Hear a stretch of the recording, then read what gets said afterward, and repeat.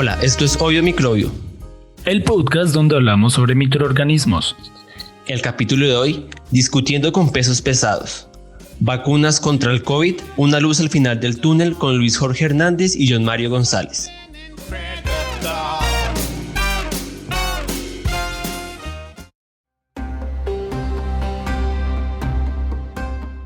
Bueno, muchas gracias por acompañarnos. Hoy estamos con Luis Jorge Hernández y John Mario González.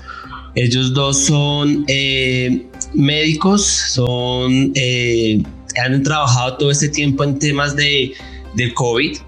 Por parte de John Mario, tiene una línea de investigación ya bastante extensa en inmunología, sobre todo relacionada con enfermedades infecciosas.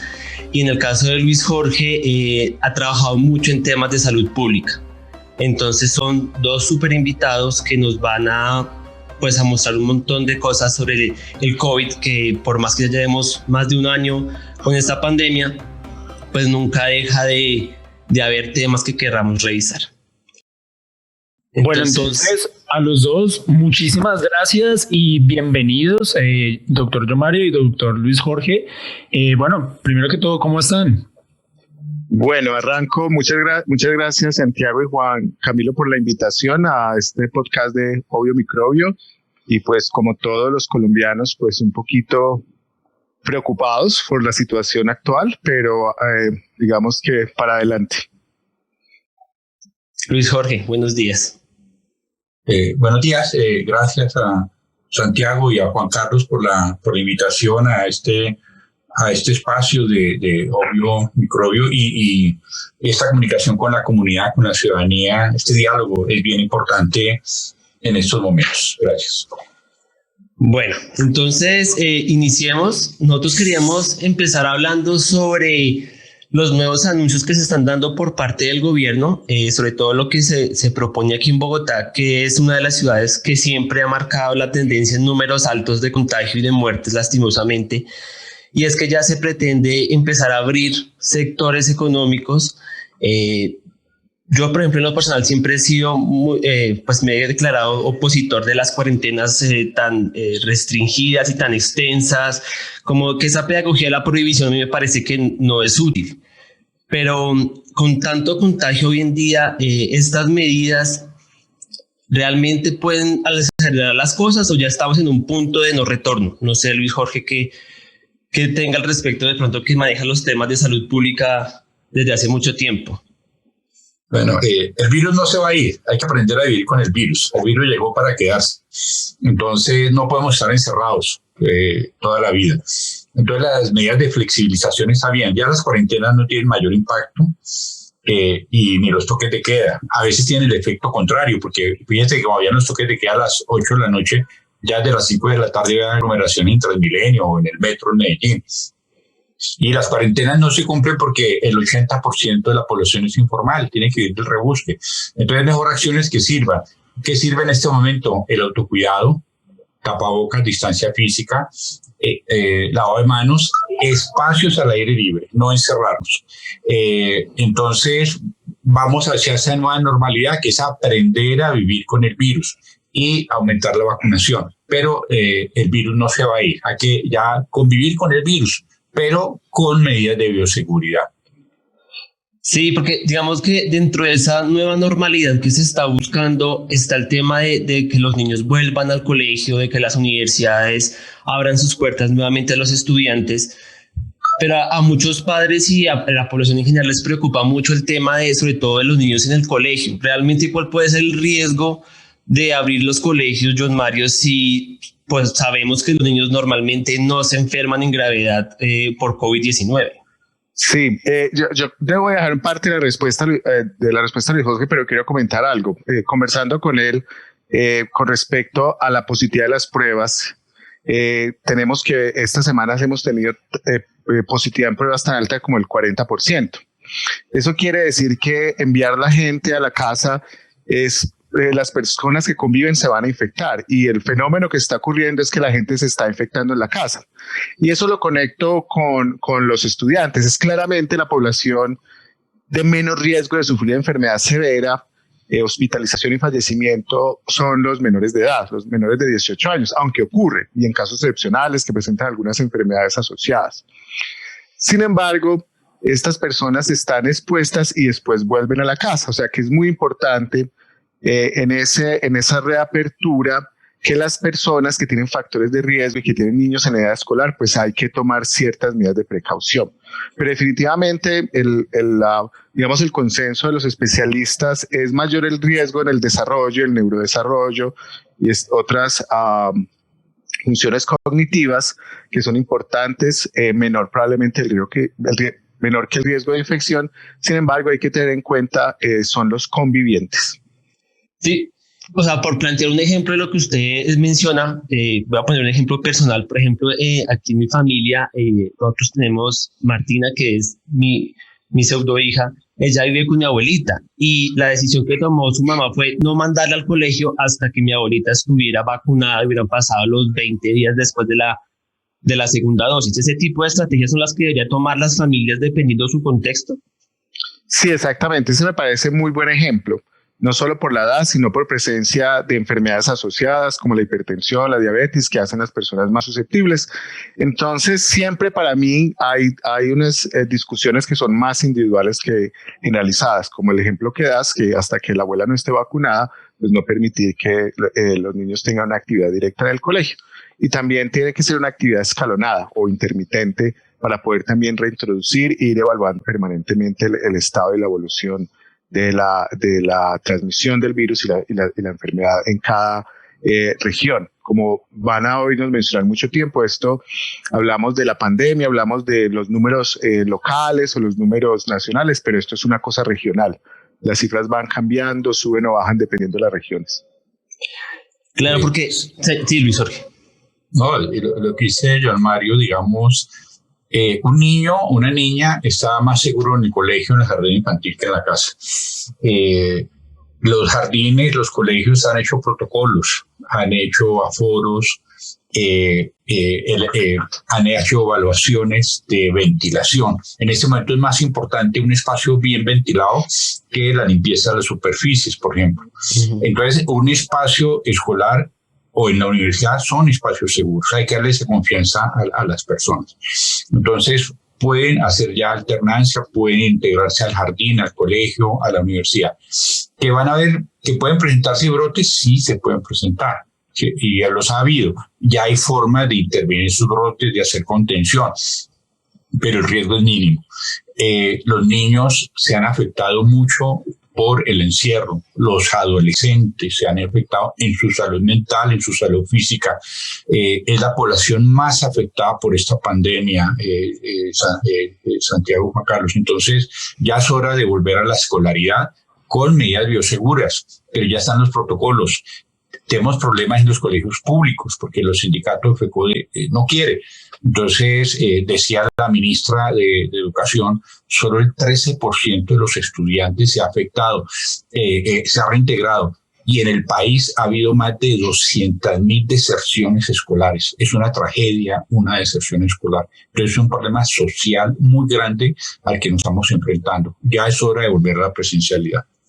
Es que llama la atención, hay algo que dice el doctor Luis Jorge, y es que, claro, pareciera que con todos estos protocolos y con las medidas que se han tomado directamente en las instituciones educativas, tanto los niños como los jóvenes pueden estar más seguros porque es mucho más fácil controlar, digámoslo así, digamos como el distanciamiento, la limpieza continua de superficies, que se laven las manos, digamos como todo implementado dentro de una política, mientras que en las casas, pues quizás que venga el familiar, que vengan los primos, ahí empieza como a descontrolarse un poco la cosa. Entonces ahí yo creo que precisamente la estrategia para que pues los niños y los jóvenes vuelvan a los colegios y a las universidades es precisamente hacerle entender a las personas que es más fácil de alguna manera controlar a esta población, controlar el avance del virus desde esta población en estas instituciones, que estén solos en la casa, pues esperando a que lleguen los familiares de visita y a que se empiecen a mover más como desde el núcleo familiar, y que se esté dando eso que ustedes también han dicho, y es el contagio desde las casas. Sí, Santiago, y adicionalmente, adicionaría, por ejemplo, según cifras de la Secretaría de Salud, los espacios más inseguros en este momento son los domicilios, las casas. Tenemos apartamentos de 50, 60 metros cuadrados con 5 o 6 personas ahí en condiciones de hacinamiento. Hacer distancia física en un apartamento es muy difícil. ¿Cuál es la historia natural de la enfermedad? Llega un adulto joven, sale, se infecta, llega a la casa, están los papás o adultos mayores o la tía abuela o personas con enfermedades, los infecta. Esas personas se enferman, resultan en unidad de cuidado intensivo, se pueden morir. Al adulto joven, al muchacho no le pasó gran cosa, pero infectó sin querer a los de la casa. Si con esas personas estuvieran encerradas, un efecto tiempo-respuesta o sin respuesta, si hubieran salido, otro sería el panorama. Entonces, no es hora de los encierros, es hora del autocuidado y las medidas de bioseguridad. Como ustedes ya lo han mencionado y nos han dado cifras, pues la enfermedad no afecta de igual gravedad a todos. Y dentro de esa búsqueda de la normalidad y con la positividad tan alta, ¿no sería bueno de pronto que al médico se le reportara no solamente si es positivo o negativo la persona, sino qué tanta es la carga viral, sabiendo que la prueba de PCR nos puede dar esa información?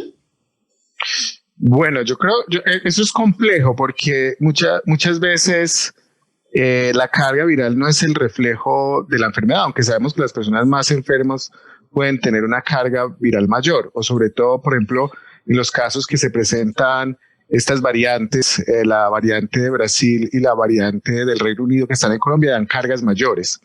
Sin embargo, yo creo que eso complejiza aún más el reporte y digamos, la actividad que se realiza en el laboratorio.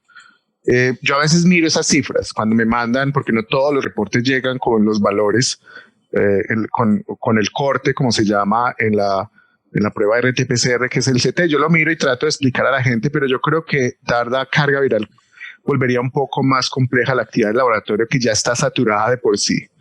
Y las capacidades están saturadas. Entonces yo creo que por lo menos decir es positivo o negativo pues ayuda, sobre todo en las personas que son asintomáticas. Diría yo que en la persona asintomática la carga viral no tenía mayores implicaciones. Uh-huh. Sí, yo quería agregar ahí un poquito de lo que decías, ¿no? Que da la sensación de que la población joven, que era al principio que mencionaba, que era poco es vulnerable. Mire, este tercer pico, el primer pico que fue julio-agosto del 2020 afectó más a adultos mayores de 70 años. El segundo pico en enero, más a los adultos medios, hacia los 50 años. Este ha sido los adultos jóvenes, menores de 39 años, los más afectados definitivamente. Estamos revisando hoy las curvas con el distrito de UCIs y precisamente se ha venido desplazando el número de personas que están en UCI, en los grupos de edad. En este momento el pico está entre los 60 y 64 años, pero tenemos personas en UCI de 35 a 39, de 30 a 34, menores de 20 años también, de 15, todos los grupos de edad están en la UCI, el menor número, ¿sí? Pero se ha venido corriendo hacia grupos de edad más jóvenes. ¿Por qué? Porque hay un efecto de protección. Hoy mencionaba el distrito, bajo la morbimortalidad por COVID en mayores de 70 años casi en la mitad, y muestran las curvas. Efecto de vacunación, porque se vacunaron mayores de 80 y 70 años, ya hay una buena cobertura, lo mismo que en trabajadores de la salud. Entonces eso hace que el virus busque susceptibles. ¿Y dónde están? En los jóvenes, y tienen más movilidad. Entonces los jóvenes tienen una doble responsabilidad, que es autocuidado y cuidar a su familia, cuidar a las personas con las que conviven, porque los está afectando duro esta pandemia, Santiago, Juan Carlos. Entre ellos nuestros estudiantes, pues están en estos grupos de edad, deben cuidarse. O sea, el virus de alguna forma, como sucede en la naturaleza, se va adaptando a lo que necesita para ir sobreviviendo en generación tras generación. Claro. Él busca nichos de personas susceptibles. y de personas no infectadas. Y simplemente para cerrar un poco lo de regreso al colegio, por eso es muy importante que en la etapa 3 ya se están vacunando los profesores de educación superior y los de nivel escolar también se están vacunando. Y eso va a permitir un regreso más seguro a las aulas. Y lo otro con respecto a la edad es también la distribución de la población de personas. Tenemos un muy alto porcentaje de personas en el país entre los 20 y los 50 años que aún no están vacunadas, que son susceptibles a la enfermedad. Ahora se empieza la vacunación, pero a medida que bajamos en edad, en grupos de edad de la pirámide poblacional nos aumentan en millones de personas. Entonces vacunar va a tomar muy tiempo. Entonces, por decir algo, entre los 60 y 65 son 2.5 millones de personas. Eso significa 5 millones de dosis y súmele otras 2 millones de dosis para las personas que van a recibir segunda dosis. Eso nos da 7 millones de dosis que están comprometidos los próximos meses y las próximas semanas.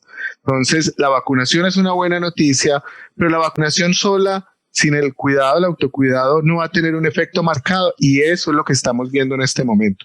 Fenómenos similares se han presentado en otros países.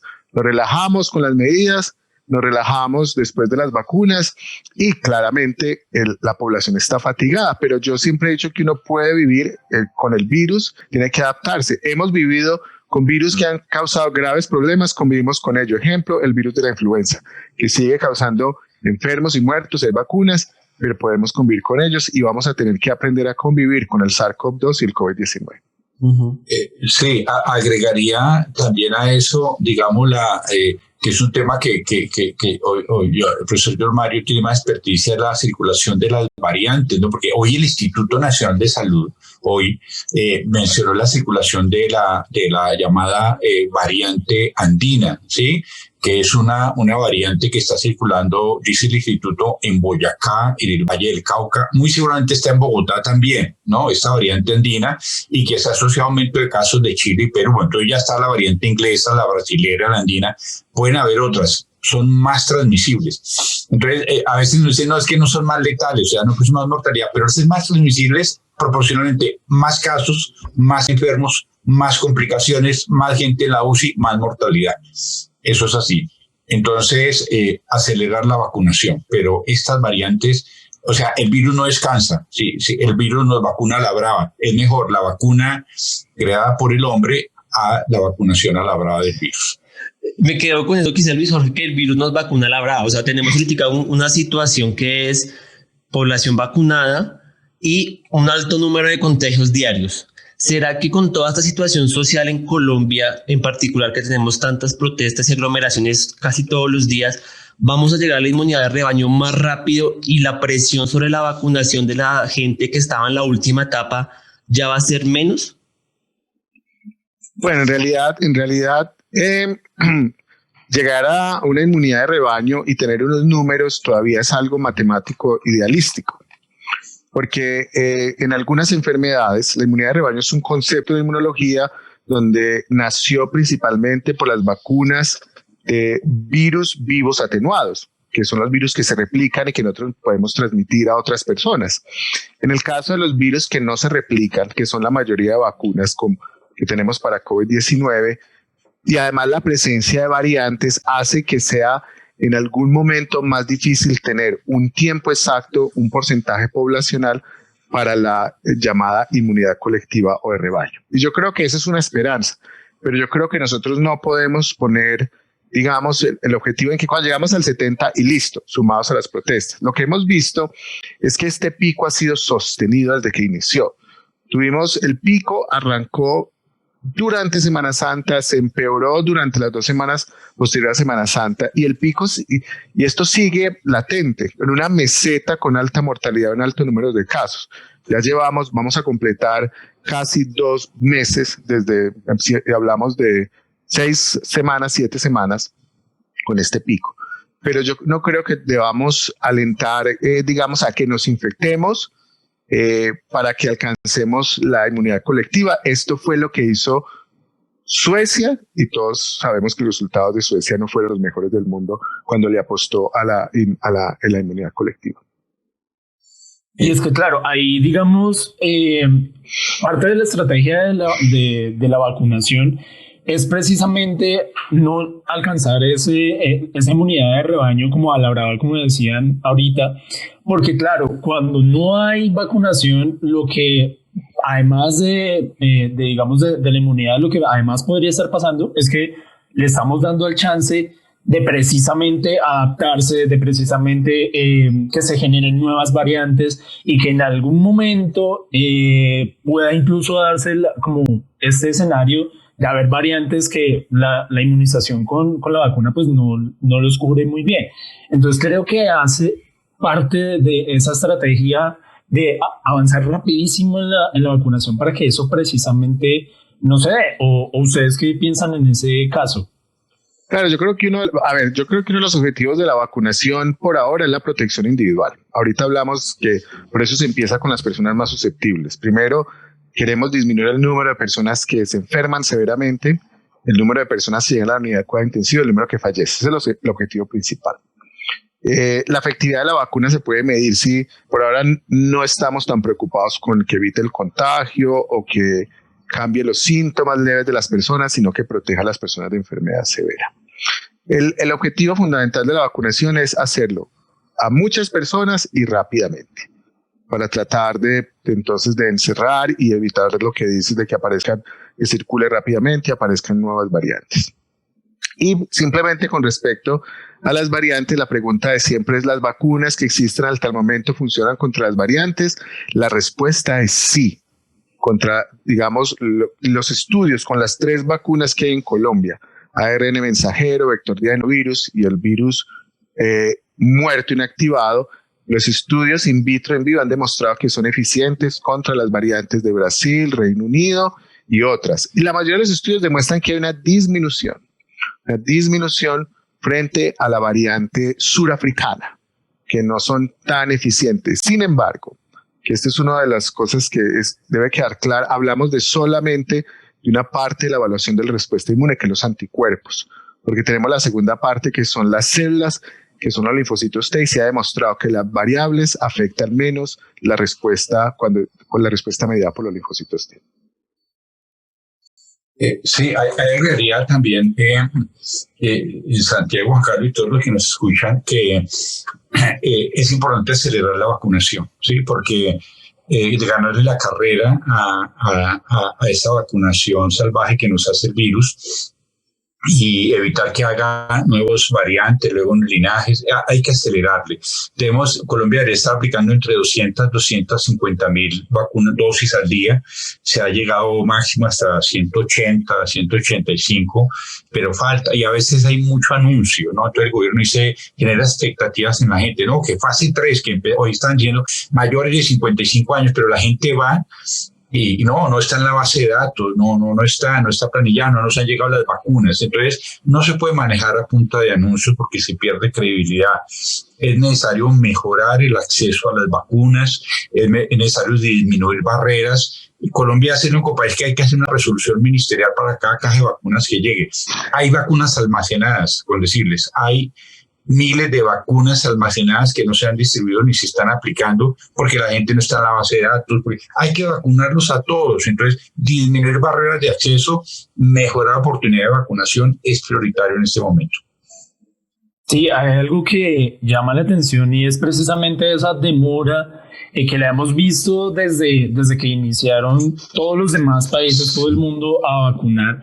Desde el gobierno pareciera como que se hubieran dormido un poco los laureles, y es quizás como por eso, también como todo el proceso realmente tiene que pasar, y yo creo que el gobierno sí debería, digamos, poner un poco más para acelerar todo este proceso y que en efecto se estén vacunando a más personas, digamos, por día. Pero ahí, y parte de la estrategia que tomó el gobierno de vacunar primero a la población mayor de edad, digamos que a las personas que en aquel momento estaban llenando más las UCIs y que eran más susceptibles a empeorar la enfermedad, pues parece ser que fue una muy buena estrategia. Sin embargo, ahora tenemos este escenario completamente revertido que decía ahorita el doctor Luis Jorge, y es que ahora tenemos más gente joven en las UCIs. Y hay algo interesante también ahí, y es que no sé si de pronto haya sido siempre así,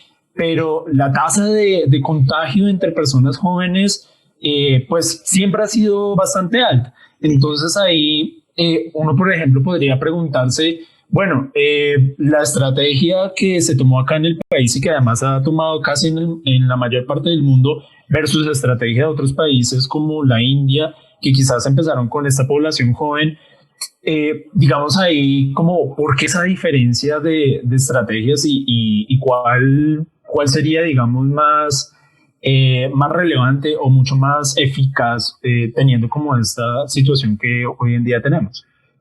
Juan, antes de que responda el doctor Luis Jorge esa pregunta, puede que haga un poco de abogado del diablo. Colombia empezó muy tarde, Colombia empezó en febrero, empezó muy despacio. Los países, 10 países tienen la mayoría de las vacunas del mundo, solo 10 concentran las vacunas del mundo, no había disponibilidad, no sigue habiendo una buena disponibilidad. Muchos países empezaron en diciembre, estoy hablando de Estados Unidos, Israel, los que van más adelante, Inglaterra. Sin embargo, Colombia es uno de los países que más ha avanzado en vacunación en porcentaje.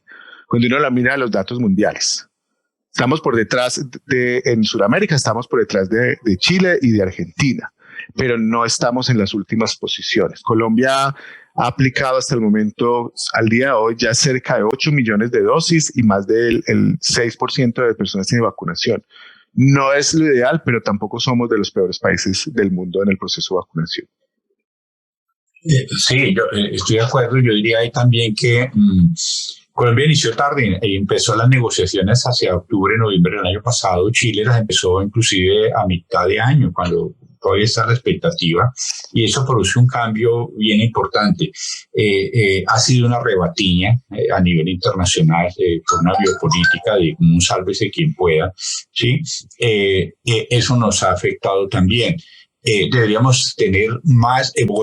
Colombia formuló un plan nacional de vacunación. El gobierno se comprometió a tener a noviembre y diciembre inmunidad rebaño, vacunado 35 millones de personas. No lo vamos a lograr si seguimos a este ritmo de vacunación. Se ha acelerado, ha habido mejorías, pero seguimos con problemas logísticos. 7,000 dosis de Cundinamarca se perdieron por cadena de frío. Tenemos todavía en los refrigeradores vacunas porque la persona no está en la base de datos, porque no aparece, no se actualiza. Todas las barreras, eso hay que vencerlo. Mencionaban el caso de la India, ¿no? En la India es un caso paradójico porque es un país muy afectado en este momento por la pandemia, pero la India está pasando muchas cosas que algunas están pasando acá y otras no pasaron. ¿Qué está pasando? Que pasa acá la informalidad. 80% de Colombia es informalidad, en Bogotá 60%. Esas personas no pueden hacer adherencia a una cuarentena, no pueden porque viven del día, del rebusque. En la India pasa igual, hay una gran informalidad, hay gran hacinamiento también de las poblaciones en las grandes ciudades, grandes condiciones de hacinamiento, de pobreza. Recordemos que el 70% de las mortalidades de COVID en Colombia ha sido estratos 1 y 2. Se mueren de todos los estratos, pero más el riesgo en estratos bajos, nivel socioeconómico bajo, personas con desnutrición o malnutrición, enfermedades no controladas. Por eso se mueren los adultos mayores. Es que ser adulto mayor no es una enfermedad. Una persona de 90 años no es que sea un enfermo, es una persona de 90 años. El presidente de Estados Unidos tiene 78 años. Es porque tienen morbilidades no controladas y la pandemia nos está pasando factura de esas inequidades, Santiago y Juan Carlos, de pobreza, de condiciones socioeconómicas. En la India está pasando eso. Y fuera de eso, la India produce vacunas y no vacuna a su gente. Solo ha vacunado menos del 8% y es productor de vacunas porque hace parte de la cadena de productos. O sea, y el gobierno no le prestó atención. Aquí el gobierno afortunadamente le prestó atención y ha habido movilización. O sea, la respuesta es diferente. A pesar de eso, Colombia está entre los 10 países más afectados del mundo en mortalidad y sigue siendo mortalidad porque estamos recogiendo y se nos agregaron 3 conflictos, ¿no? El conflicto pandémico, el conflicto sociopolítico y el conflicto económico. Los 3 se nos juntaron y eso produce un panorama difícil. Pero de todas maneras, el llamado a este podcast con ustedes es de Odio Microbio es un mensaje de esperanza, de cuidarnos, que vamos a pasar esto, vamos a pasar esta página y la vacunación con las demás estrategias, como el profesor John Mario. Es que claro, ahí como decía Luis Jorge hace un momento, depende mucho realmente mejorar esta situación, depende mucho de nosotros mismos, de estar pilas con el tema de la vacunación, de promover que, digamos, aquellas personas que aún tienen dudas en cuanto a la vacunación, la importancia de hacerlo y de adherirse a este plan rápido. Y también las personas que, bueno, que no se han vacunado, por supuesto, seguir manteniendo todos los protocolos de distanciamiento social, de autocuidado, lavarse las manos, el tapabocas, que eso sigue siendo muy importante, sigue teniendo un alto impacto en evitar la transmisión del virus. Yo quería ahí también hablar un poco sobre la estrategia nuevamente de vacunación, y es que pareciera también haber una especie de estrategia frente a las vacunas que usamos con ciertas poblaciones. Entonces, lo que se está viendo es que al parecer se está utilizando mayoritariamente Sinovac para vacunar a personas mayores, mientras que Pfizer las están utilizando más para vacunar a la población, digamos, al personal médico. Eso pareciera tener una estrategia y quizás tenga que ver como con las características de cada una de esas vacunas. Sí, yo quisiera antes de responder eso, hablando de la edad, cuando nos volvamos viejos, Anthony Fauci, el director del Instituto de Infecciones del NIH, Instituto Nacional de Salud, tiene 81 años y fue fundamental en el manejo de la epidemia en Estados Unidos y el desarrollo de la vacuna que fue hecha entre el NIH y la compañía Moderna. Entonces es muy importante este comentario. Con respecto a las vacunas, en Colombia hay aprobadas 3, se están usando 3 para uso en el Plan Nacional de Vacunación. La vacuna de ARN mensajero de la compañía Pfizer-BioNTech está usando ya, ahora también se está usando en población general. Se usó inicialmente en médicos. Los médicos estaban con mucha presión, ven pacientes primera y segunda línea, y hoy vemos los resultados son increíbles. Cuando miramos los datos de infección y fallecimiento dado en este grupo poblacional por el Instituto Nacional de Salud de Colombia, es increíble, ya no se presentan casi casos, ha disminuido rotundamente a pesar de que estemos durante el tercer pico. Me parece una muy buena elección. Con respecto a Sinovac, es una vacuna que puede ser controversial, es producida en la China, pero es una vacuna de virus muerto. Que es una forma tradicional de hacer vacunas muy seguras en las personas de edad avanzada y con morbilidades. Se está usando también mucho, y ya los resultados, no solo los de Brasil que fue en personal de salud, sino los de Chile en población abierta, nos dice que funciona, y me parece también una buena elección. Y la otra, la que menos ha llegado, es la vacuna de virus, de adenovirus como vector de la proteína S, que es la de Oxford AstraZeneca, que se está también poniendo en ciertos grupos poblacionales. Estamos vacunando personas mayores de 60 hasta ahora, activamente empieza la de 50 en estos días. Sin embargo, yo creo que con el tiempo el uso de estas vacunas se van a depurar más para ciertos grupos de edad. Estamos aprendiendo de ciertas características que van a ser útiles como para definir, y después vendrán otras vacunas. Creo que pronto aprobarán la vacuna de Johnson & Johnson en Colombia, que es de vector adenoviral, y otras vacunas que se están haciendo estudios de fase 1 en Colombia, también de ARN mensajero, como la de CureVac o la proteína recombinante de GlaxoSmithKline. Entonces yo creo que en este proceso de aprendizaje, en este gran experimento mundial, hablo de experimento de una forma no que están experimentando, sino que estamos aprendiendo mucho, pues el uso de ciertas vacunas se van a empezar a depurar para ciertos grupos poblacionales. Sí, yo diría también ahí, complementando lo que dice el profesor Mario, que mira, Chile, por ejemplo, comenzó a vacunar mayores de 65 años, Argentina también. Colombia tiene una política más de estirar las vacunas. Aquí comenzamos con mayores de 80 años, ¿sí? Argentina no, ni Chile. Y no es porque estuvieran, claro, más afectados, pero más afectados eran mayores de 60 años. Entonces, pero hemos tenido una política de estirar vacunas como de cuentagotas. Y ahorita está también surgiendo nuevas tendencias de estirarlas más y ya no colocar 2 dosis, sino espaciar una dosis, de modificar los esquemas de vacunación, que me parece muy riesgoso también, ¿no? No sé si el profesor John Mario, pero las casas farmacéuticas, en vacunas hay 2 conceptos, eficacia y efectividad. Los estudios de eficacia se hicieron con los protocolos de 2 dosis. Entonces a las personas hay que colocarle sus 2 dosis como son, pero esa política de estirar las vacunas, es como decir, Juan Carlos Santiago, pues si las personas comen 3 veces al día, pues que coman 2 o que coman 1 para que alcance para todos. No, toda persona merece su esquema completo de vacunación, ¿sí?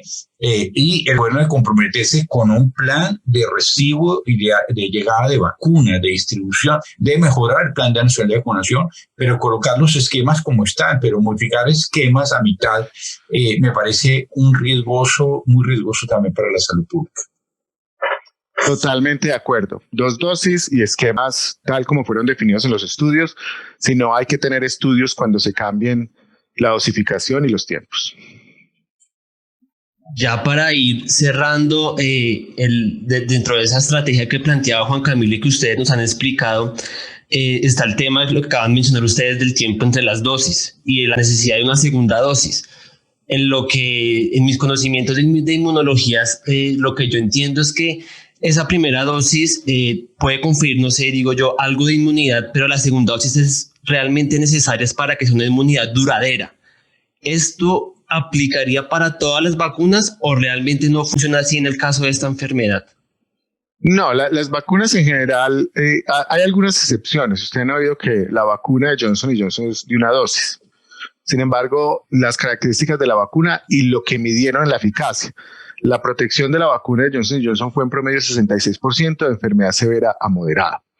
Las vacunas que estamos usando son vacunas que no se replican, quiere decir que no se dividen en el individuo. Ustedes son jóvenes, pero ustedes están vacunados, Santiago y Juan Camilo, con la vacuna del sarampión, rubeola, paperas, que son vacunas replicativas. Se ponen una vez en la vida y no se la vuelven a poner. En el caso de las vacunas que no se dividen, no se replican en el cuerpo, hay que ponerlas varias veces. La primera dosis es lo que nosotros llamamos la impronta, el priming. Bueno, aprendieron a que esto es un virus y vamos a tener células específicas, tanto linfocitos B, que después van a producirse en células que secretan anticuerpos, diferenciarse en células que secretan anticuerpos, y linfocitos T van a reconocer esa molécula. Esas células que reconocen las moléculas componentes de la vacuna van a tener una baja afinidad y se van a diluir en el cuerpo, y después las tenemos que rescatar con la segunda dosis para que se afiancen esa inmunidad, sean más afines y puedan inducir una buena respuesta de memoria. De todas maneras, la respuesta de memoria en las vacunas que no se replican es de más corta duración, pensando que en un futuro sí puede ser necesario, y es lo más probable, y también dependiendo de la circulación de las cepas del virus, que vamos a tener un refuerzo. Pero no creo que sea tan pronto como lo están proponiendo ya en algunos grupos o ciertas compañías. Exacto, yo creo que va a tomar un tiempo. No, yo creo que primero hay que ver eso introduciría mucho ruido de fondo al análisis y sería muy complicado definir qué es lo que estamos viendo, porque hasta ahora los resultados en vivo con la vacunación es que es favorable. Los datos que están viendo en Colombia, ya estamos empezando a ver esa brecha de poblacional, como lo expresó el profesor Luis Jorge. Sí, efectivamente, Santiago y Juan Camilo, nosotros miramos cifras como ha bajado esa mortalidad mayores de 70 años, casi a la mitad, y en trabajadores de la salud, ¿no? Que los de primera línea y segunda línea pues ya están vacunados, pero se ven las curvas una gran disminución, o sea, la vacuna funciona. Entonces, en ese momento es prioridad reforzar el Plan Nacional de Vacunación, llegar a todos los grupos de edad, disminuir barreras de acceso, mejorar logística y hacer participación público-privada, a lo que le agregaría un ingrediente de la salud pública, y es que se necesitan más equipos de vacunación. ¿Por qué? Porque todos los equipos de los territorios están dedicados a COVID, pero hay más enfermedades, y yo le oía a Eólica que decía, John Mario decía, bueno, todos estamos vacunados contra el sarampión y todos tenemos cantidad, más de 20 vacunas, yo lo he visto en las charlas cuando dice eso, pero no se está vacunando, hemos bajado la guardia y tenemos riesgo de brotes de sarampión también, de tosferina, ¿sí? Entonces hay enfermedades que están en erradicación, que no puede erradicar. Polio a nivel internacional, en Colombia no ha habido, pero puede reaparecer porque tenemos dos fronteras muy vulnerables, la venezolana, que desmontó todo su sistema sanitario, y Brasil también, que bajó la guardia. Entonces, no debemos bajar tampoco nuestra guardia frente a los demás biológicos. Bueno, muchísimas gracias. Creo que hemos aclarado muchas de las dudas que todos tenemos. Para cerrar, nos gustaría que de pronto cada uno nos dé un mensaje dentro de ese contexto que creo que los cuatro estamos de acuerdo, y es: el virus se va a quedar indefinidamente y la normalidad la tendremos que ir buscando. Entonces, no sé, el que quiera empezar, por favor. Bueno, yo creo, primero que todo, gracias por la invitación de participar en este podcast, Santiago y Juan Camilo, en Obvio Microbio, y decir que a pesar de todas las noticias malas, yo le digo a la gente, no hay una época más excitante para la medicina y la ciencia que esta. Tuvimos una pandemia, es muy complicado, todavía sigue siendo complicado, pero la vacunación, el desarrollo rápido de las vacunas, la colaboración entre gobierno y la farmacéutica ha permitido que ya tengamos muchas vacunas disponibles y que estén funcionando. Entonces hay una luz de esperanza, pero sin embargo va a continuar y deberíamos tener más cuidado personal y comunitario para poder salir adelante. Sí, yo agregaría también agradecer a este podcast de Hoy Microbio, a Santiago, a Juan Camilo, al profesor Mario, y decir que el mensaje es esperanzador. Nosotros vislumbramos un segundo semestre mejor, de más apertura. Decirle a las personas que los que escuchan, que se cuiden, que hagan actividad física, que cuiden su salud mental, que salgan con precaución, que tengan, no se depriman, ¿no? Porque es que la salud mental, cuando nos deprimimos bajamos defensas, ¿no? Vamos a pasar esta página entre todos y vamos a salir como, se nos juntaron todos los conflictos, pero vamos a salir como sociedad adelante. Es el mensaje esperanzador. Muchas gracias.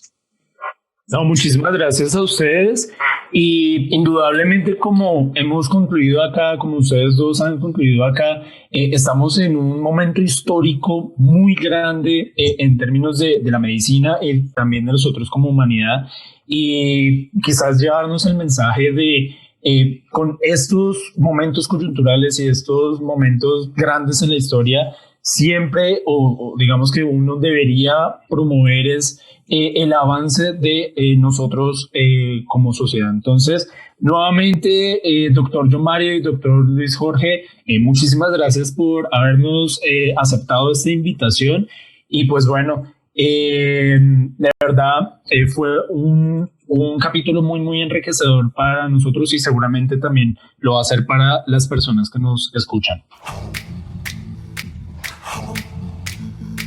Bueno, este fue el capítulo de hoy, donde tuvimos dos grandes invitados, expertos en epidemiología, salud pública e inmunología, y nos mostraron una realidad frente a la pandemia causada por el SARS-CoV-2 que causa la COVID-19. Nos gustaría que en nuestras redes sociales nos postearan con la frase que les quedó del capítulo de hoy.